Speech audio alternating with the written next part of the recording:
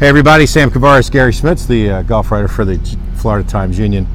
Sam Kavaris, right? Columnist for the Florida Times Union, which I've really enjoyed, by the way, and I appreciate all your help and your encouragement. People have enjoyed. Yeah. People enjoyed. Whether you're on the air or in print, people have enjoyed. Well, that I appreciate that. 18.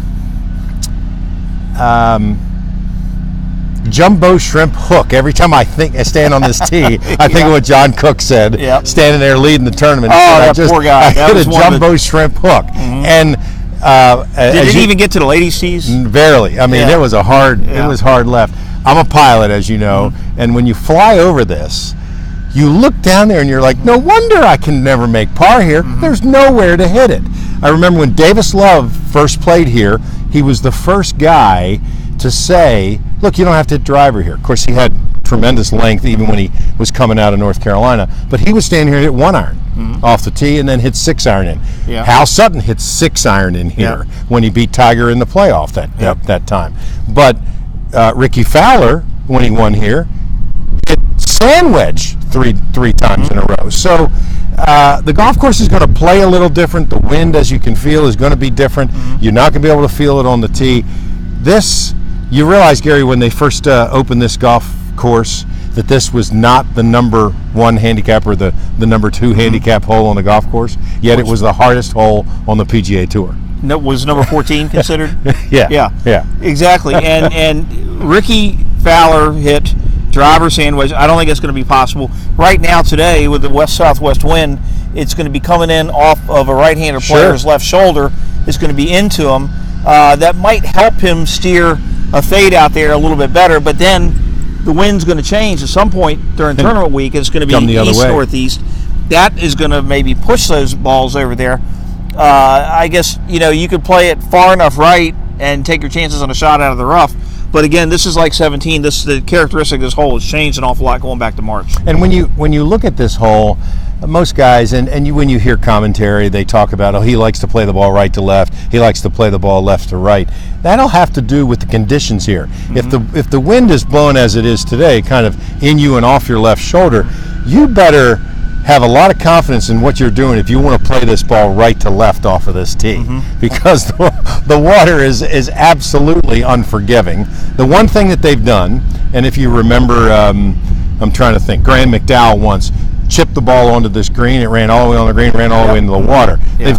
They've stopped that. It's got more of a fairness factor to it now. Yeah, but this is still one of the great finishing holes demanding on the PGA Tour. Demanding. If you hit 3-wood, you can turn it over. I remember David Duval used to be a master. It was the only club he could turn over, was the 3-wood. 3-wood, yeah. And he hit a beautiful 3-wood the year he won in the final round after he got done with 17. Craig Perks hit driver. If he'd have had 1-shot lead instead of a 2-shot lead, it might have been a little bit more of a disaster in 2002 because he was over there. I remember the one year when Fred Couples, I think it was the year that he finished in the top 5 when David Duval won. He hit 4 tee shots, and every one of them was further right every single day until he was up there in the stands and all that. And he says, I don't care where I'm hitting from out of there, it's still better than the alternative.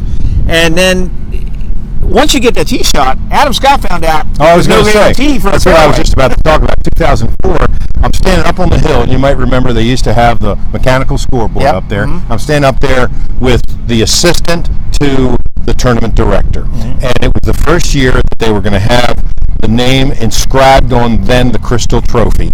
And I was standing there with a guy, I think he was from Ireland, right, from Waterford. Yeah. And Adam hit his ball down there, and I said, well, you can go put Adam Scott on there. And then he hit the ball in the water, and I told her, go get him and tell him to hold on. But then Adam, who had taken a chipping lesson from Greg Norman the day before, and more that morning, knocked it up there at 12 feet and rolled it in for the win. And was the first player I ever heard say, this is the tournament I've always wanted to win, because it had been televised in Australia. It was a golf course that intrigued him.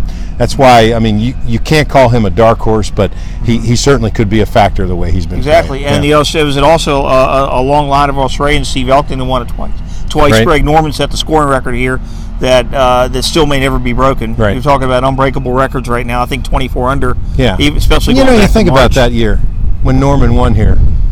He shot 24. Fuzzy shot 20.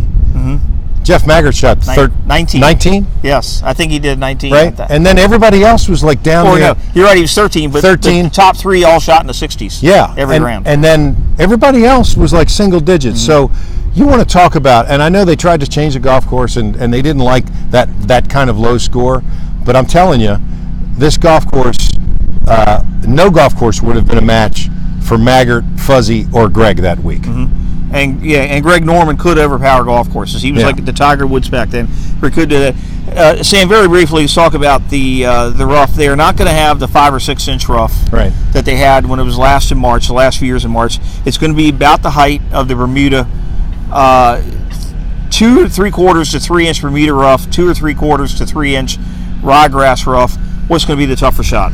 The ryegrass rough is a little bit more difficult because on that last turn, it's so lush, it can fall down in there. And I just think that, I personally think, you've got more control over the direction it goes and less control over the distance it goes. And if there's one overriding factor about this golf course, and you said earlier, it makes you play through your whole bag, it's, if you pick the wrong club, you've got trouble. If it's 8 iron and you pick 7, or you pick 9, you've got problems. And then there's going to be kind of an interesting dynamic on the greens.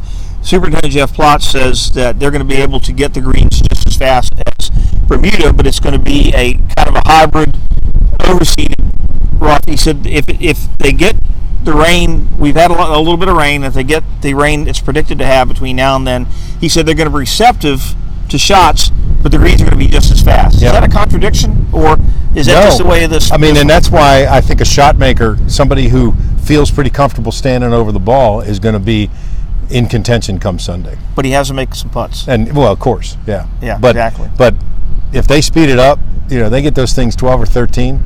If you don't hit it, every green is in quadrants.